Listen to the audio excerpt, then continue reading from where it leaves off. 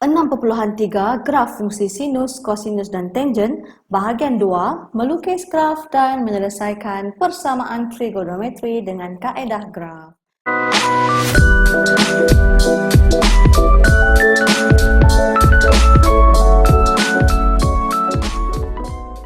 Okey murid-murid, berdasarkan di SKP kita ada melukis dan melakar. Okey, sekarang cikgu fokus kepada melukis graf dahulu dan menyelesaikan persamaan yang melibatkan kaedah graf. Jadi cikgu gabungkan dua. Melakar tu belum lagi. Melakar kita buat bahagian yang ketiga. Okey, jom kita melukis graf. Cikgu tunjuk, kamu lukislah nanti ya, pastikan kamu ada kertas graf. Beza melukis dengan lakar, melukis kita menggunakan skala dan kena buat dekat kertas graf. Okey, kalau lakaran, hanya lakaran sahaja, tak perlulah nak betul-betul sharp 1 cm buat palang 1, palang 2, bukan. Okey, jadi di sini kita fokus. Okey, kita nak buat apa ni? Okey, kita nak buat graf Y sama dengan 3 negatif 2 cos 3/2 X. Okey, jadi kalau kita nak melukis graf, kita mesti ada jadual. Mesti ada jadual. Jadual apa tu ya? Okey, jadual yang ini. Kita mesti ada jadual. Okey, bila X berapa, bila graf kita berapa, Y kita berapa. Macam ni contohnya. Okey, jadi kita nak tahu apa yang nak isi dekat bahagian atas ni. Okey, jadi kita nak tahu ada berapa saiz selang kelas kita. Untuk pengetahuan kamu bagi melukis graf fungsi trigonometri, kita memerlukan sekurang-kurangnya, okey, sekurang-kurangnya. Maksudnya sekurang-kurangnya boleh lebih ya. Okey, sekurang-kurangnya. Okey, sekurang-kurangnya 8. Okey, 8 titik. 8 titik untuk satu kitaran. Okey, 8 titik untuk satu kitaran yang lengkap. Okey, jadi sekarang ni, okey, macam mana kita nak cari berapakah titiknya, apakah saiz selang kelas tu. Jadi cikgu susun semula. Okey, cikgu suka duduk kat depan A dia. Ini A cos 3/2 X tambah 3. Jadi disebabkan kita lukis, okey, kita ambil yang B kita, kitaran. Okey, dia kaitan dengan kitaran. Jadi cikgu ambil yang B di sini, B. B dia 3/2. Okey, B ni adalah 3/2. Jadi, okey, ini kitaran. Kitaran mesti 360 kan tadi, kala kita 360. 360 degrees. Okey, bererti nak tahu saiz kelas kita, 360 degrees tu, okey, kita bahagikan dengan 3/2. Jadi kita akan dapat berapa? Okey, 240 degree. Okey, 240 degree bermaksud, okey, apa maksudnya? Okey, 240 degree tu apa maksudnya? Jadi kita nak 8 kan? Kita nak 8 titik. Nak 8 titik tu maksudnya ada 8 ni, 8 ruangan ni. 2, 3, 4, 5, 6, 7, 8. Jadi 240 ni bahagi 8. 240 degree ni bahagi 8. Sama dengan, kita dapat 30 degree. Jadi kita bolehlah letak sini 30, 60, 90, 120, 150. Seterusnya lah 180. Okey, begitu. 180, apa lagi kita nak? Okey, 180, di sini 210, dan seterusnya. Okey, kalau tak nak 8, kita buat lebih daripada 8. Dia sekurang-kurangnya. Okey, sekurang-kurangnya 8 atau lebih. Jadi ini kalau dalam bentuk degree. Jadi kalau bentuk pi, kalau bentuk pi ni bentuk degree. Bentuk degree. Okey, kalau bentuk pi, kalau bentuk pi, kalau bentuk pi, macam biasalah. Okey, pi 360 adalah 2 pi. 2 pi bahagi 3/2. Okey, 2 pi bahagi 3/2 kita akan dapat 4/3 pi. Okey, 4/3 pi. Jadi 4/3 pi tu cikgu bagi 8. Okey, oleh itu 3/4 pi ni, seterusnya cikgu bahagi 8, kita akan dapat pi per 6. Jadi pi per 6 tu sebenarnya 30 degree lah. Jadi sini pi per 6. Pi per 6 tambah pi per 6. Okey. Oh sorry. Pi per 6 tambah pi per 6 kita akan dapat berapa di sini? Pi per 3. Pi per 3. Macam tu contohnya. Okey. Tetapi, okey, cikgu lupa nak cakap dengan kamu, apa-apa pun graf kita kena start daripada kosong kan? Cikgu lupa nak tambah. Kejap. Garis. Tambah lagi satu selang ni kosong, ni X, ni Y. Okey, lepas itu bila X kosong, okey, sekarang kita nak cari Y pula. Okey, ini dah selesai dah ni.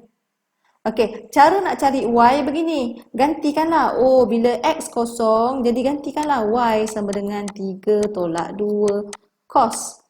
3 per 2 X tu jadi kosong. Macam tu. Jadi kita akan dapat berapa?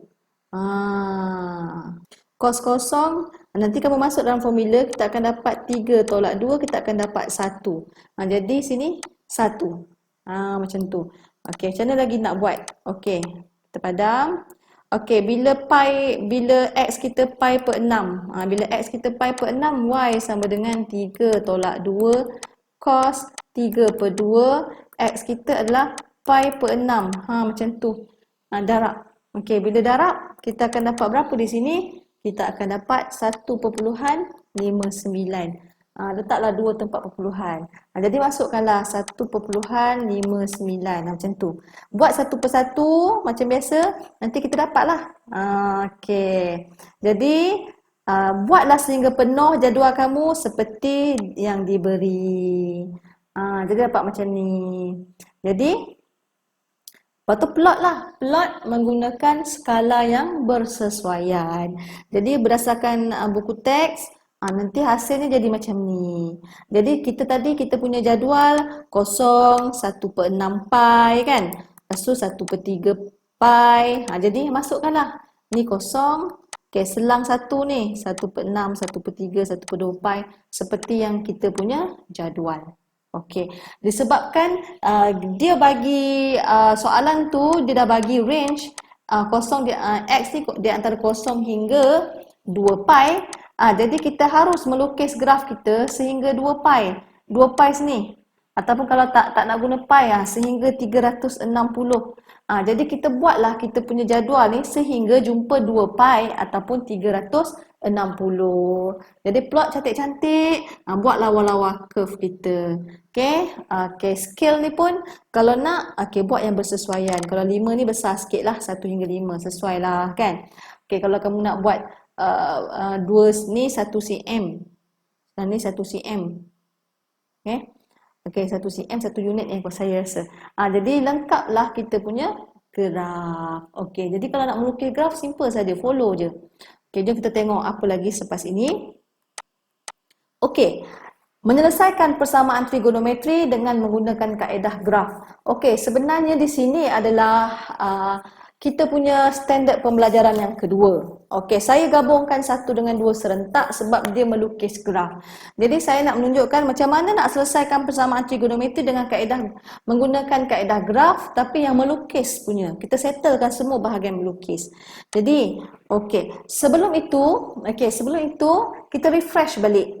Okey, kamu dah belajar sebelum ni, kita ada 4 jenis fungsi graf. Okey, yang kita belajarlah setakat ni, iaitu fungsi graf linear.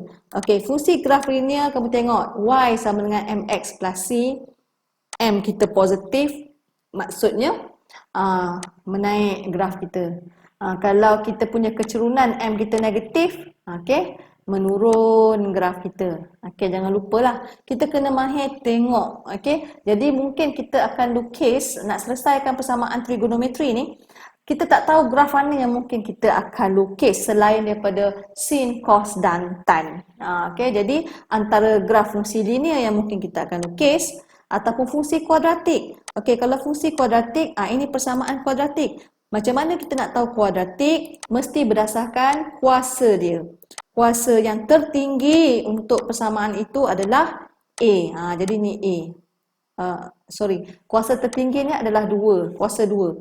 Seperti biasa, kalau A dia positif, jadi senyum. Okey, kalau A dia negatif, masam. Okey, ini jenis fungsi kuadratik. Okey, jom kita tengok graf fungsi untuk kubik. Okey, kubik maksudnya okey, yang paling tinggi kuasanya adalah kuasa 3. Jadi seperti biasa fokus pada A positif, A negatif. Okey, bila A positif, macam mana rupa kubik kita ni? Okey, macam ni. Positif dia menaik tau. Menaik macam ni. Okey. Okey, kalau negatif menurun macam ni. Okey, ini contohnya. Okey, kita tengok contoh yang terakhir. Okey, adalah graf fungsi salingan. Graf fungsi salingan atau reciprocal.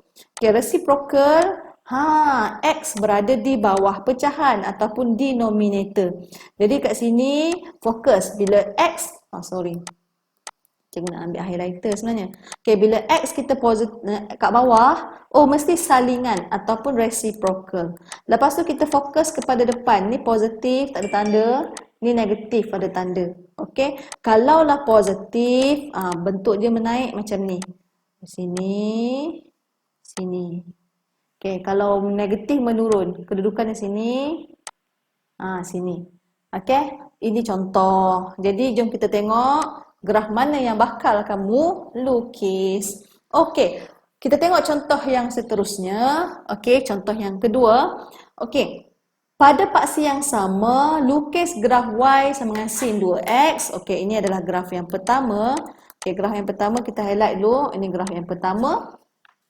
Okey, lagi seterusnya apa yang dia mahu. Okey, seterusnya. Okey, dan Y sama dengan X per 2 pi. Begitu. Jadi macam mana kita nak buat ni? Okey, macam mana kita nak buat ni? Okey, jom kita selesaikan satu persatu. Okey, so sin 2x. Okey, graf dia hanya setakat pi sahaja. Pi sahaja maksudnya 180. Okey, 180 sahaja. Jadi jadualnya seperti yang dalam buku teks lah saya keluarkan. Setakat 180 je, jangan lebih-lebih. Daripada 0 sampai 180. Jadi macam mana kita nak dapatkan jadual ni? Okey, jadi kita tulis semula.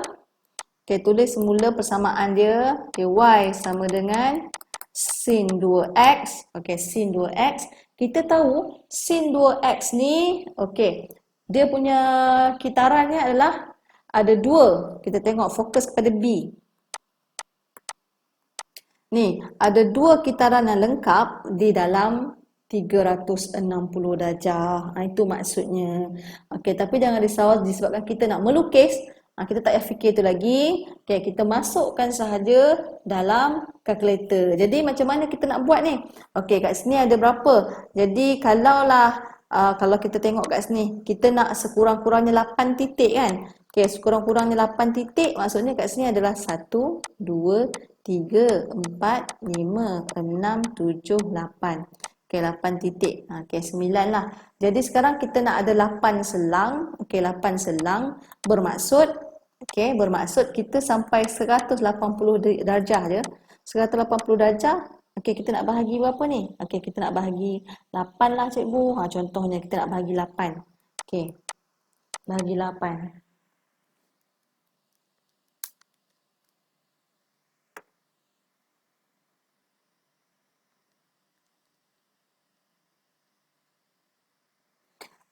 Kita akan dapat 22.5. Tapi ini dalam bentuk degree.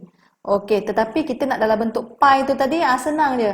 Pi bahagi 8. Jadi kita akan dapat 1/8 pi lah sebenarnya. Okey, jadi ini kosong macam biasa, ni 1/8 pi. Jadi 1/8 pi tambah lagi 1/8 pi, kita akan dapat 2/8 pi. Ringkaskan dapat 1/4 pi. Sebab itulah yang ketiga dapat 1/4 pi. Contohnya macam itulah. Nanti kamu confuse lah macam mana dapat selang kelas tu kan. Okey, seterusnya, sekejap ya. Jadi, macam mana dapat 3/8 pi ni cikgu? Okey, maksudnya 1/4 pi tadi, tambahlah lagi 1/8 pi. Jadi kamu akan dapat 3/8 pi. Macam tu. Sebab itulah 3/8 pi. Tambah dia punya selang tu, dia punya perbezaan sepunyanya tu adalah 1/8 pi. Macam tu. Okey. Jadi ni terserah kat kamu nak lukis macam mana, asalkan di antara kosong hingga ke pi. Okey, apa-apa pun bergantung yang dekat dia punya julat, di antara kosong hingga ke pi. Okey, mesti ada kosong, stop sampai pi. Jadi kita dah ada satu jadual. Okey, macam mana nak wujudkan jadual yang kedua ni pula? Okey, jadual yang kedua ni pula. Okey, kita fokus persamaan yang diberi kat sini. Persamaan ni sebenarnya adalah y sama dengan 1/2 pi x. Ini bentuk apa? Ini sebenarnya bentuk linear, fungsi linear yang saya ajar tadi. Y sama dengan mx plus c. Dia tak ada c je. C dia kosong. Jadi ini sama. Oh, fungsi linear. Kalau fungsi linear, garis lurus. Okey, m kita ni positif, maksudnya dia akan menaik. Okey, dia akan menaik. Jadi, kalau garis lurus senang je. Cukup sekadar kita mendapatkan 2 titik sahaja. Okey, kalau garis lurus 2 titik sahaja. Jadi, satu kita fokus. Mula-mula kita try and error lah nak titik apa. Okey, pilihlah bila x kosong. Bila x kosong, gantikanlah. Bila x kosong, 2 pi. Jadi, kita akan dapat kosong. Sebab itulah masuk kosong kat sini. Macam tu. Okey, kita tengok pula yang kedua. Okey, kita ada titik last kali pi kat sini. Okey, tak apa, kita nak guna pi. Jadi, kita masukkanlah. Y sama dengan x adalah pi. Jadi, 2 pi, potong. Satulah kita dapat 1/2. Satu dapat 0.5. Jadi, kita ada 2 titik je. Cukup ada 2 titik, lepas tu kita gariskan. Okey, seterusnya. Ini hasilnya lah. Di mana ini garis lurus tadi. Ini garis lurus tadi. Ini sin tadi. Tengok. Kita punya soalan tadi adalah y sama dengan 2. Sorry. Tulis balik. Okey. Y sama dengan sin 2x. Okey, kita tahu kat sini. Dapat kita simpulkan daripada video part 1 kita tadi. Ni, B kita 2. Maksudnya ada 2 kitaran. Okey, ada 2 cycle di dalam 360. Tetapi soalan ni dia suruh kita buat sampai 180 sahaja. Sebab itulah kita punya wave hanya ada satu sahaja. Sebab pi 180. Kalaulah sebenarnya sampai 360, mesti ada lagi satu. Contohnya. Okey, jadi harap-harap kamu dapatlah. Okey, apa yang nak disampaikan, lukislah. Okey? Okey.